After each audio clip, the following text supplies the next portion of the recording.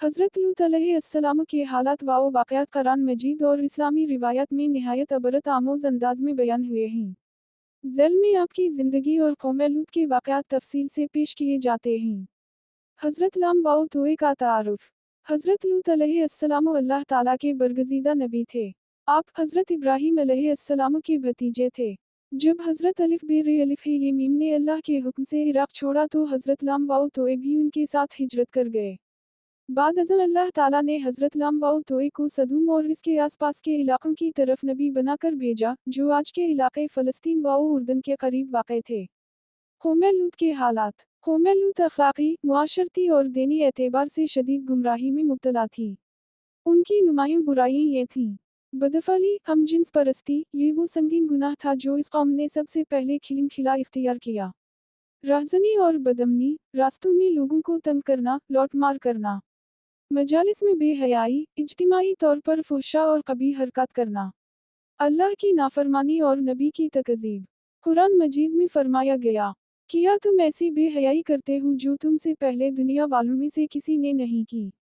सूरत अल-अराफ़। उसी हज़रत लाम व तोए की दावत। हज़रत लूत अलैहिस्सलाम ने अपने कौम को अल्लाह की इबादत की दावत दी, बदअक़ली और बेहयाई से बाज रहने का हुक्म दिया, पाकीज़ा ज़िंदगी इख्तियार करने की तलक़ीन की। लेकिन कौम का रवैया निहायत तकब्बुर और तमसख़र पर मबनी था। वो कहते थे, लूत के घर वालों को अपनी बस्ती से निकाल दो, ये बड़े पाकबाज़ बनते हैं। फ़रिश्तों की आमद। अल्लाह ताला ने हज़रत लाम व तोए की कौम पर अज़ाब नाज़िल करने से पहले फ़रिश्तों को इंसानी शक्ल में हज़रत लाम व तोए के पास भेजा। वो निहायत खूबसूरत नौजवानों की सूरत में आए। कौम के बदकार लोग इन मेहमानों की खबर सुनकर हज़रत लाम व तोए के घर जुमा हो गए। हज़रत लाम व तोए सख्त परेशान हुए और अपनी कौम को समझाया। अलिफ मद्दा पे ने यहाँ तक फरमाया कि अगर निकाह चाहते हो तो मेरी बेटियाँ मौजूद हैं, यानी हलाल रास्ता इख्तियार करो, मगर वो ना माने। अज़ाब इलाही। जब कौम ने हिदायत कबूल ना की तो अल्लाह ताला का अज़ाब नाज़िल हुआ।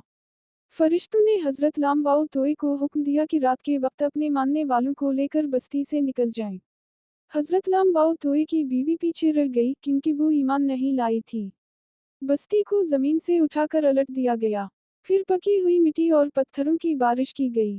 कुरान में आता है, बस हमने इस बस्ती को तावाओ बाला कर दिया और उन पर पके हुए पत्थरों की बारिश बरसाई। सूरत अल-हजर 74। हज़रत लाम व तोए की बीवी का अंजाम।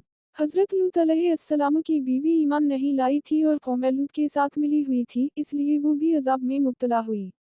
कुरान में उसे काफिरों के लिए मिसाल के तौर पर बयान किया गया है। अबरत और सबक। हज़रत लाम व तोए के वाक़यात से हमें ये अहम इसबाक मिलते हैं। गुनाहों को मुआशरती कबूलियत मिल जाना इन्हें दुरुस्त नहीं बना देता।